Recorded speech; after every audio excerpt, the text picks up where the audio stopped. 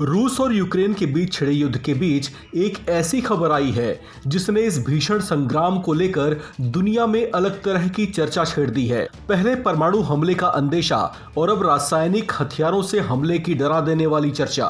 दरअसल ये नई तरह की चर्चा उठ खड़ी हुई है अमेरिका की एक ऐसी गतिविधि की वजह से जिसने अचानक पूरी दुनिया का ध्यान उसकी ओर खींच लिया है।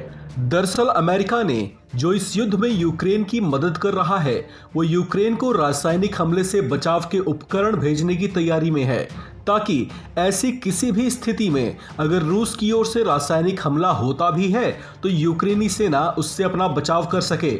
हालांकि इस पूरे युद्ध के दौरान रासायनिक हमले का या इससे संबंधित किसी भी तरह की गतिविधियों की कहीं से कोई भनक नहीं लगी थी।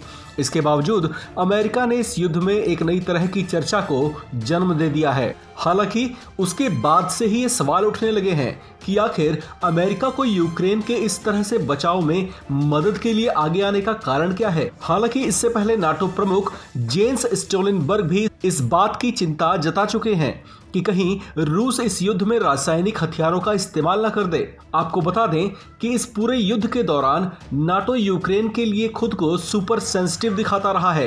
हालांकि वो और बात है कि उसे यूक्रेनी राष्ट्रपति ज़ेलेंस्की की उस मांग पर अब तक गौर नहीं फरमाया है जिसमें उन्होंने यूक्रेन को नाटो सदस्य बनाए जाने की अपील की थी।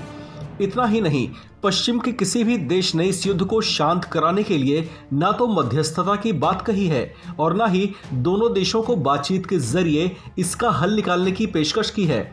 आपको बता दें कि खुद ज़ेलेंस्की पिछले दिनों अपने एक बयान में ये कह चुके हैं कि पश्चिम में कुछ देश ऐसे भी हैं जो भीतर ही भीतर चाहते हैं कि रूस और यूक्रेन के बीच ये युद्ध चलता रहे।